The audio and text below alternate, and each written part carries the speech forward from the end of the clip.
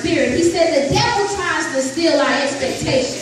Because if we lose our expectation, we lose our faith in God. Because even if I might have lost my job and lost my car, but if I have no expectation that it's going to get better, it ain't going to work.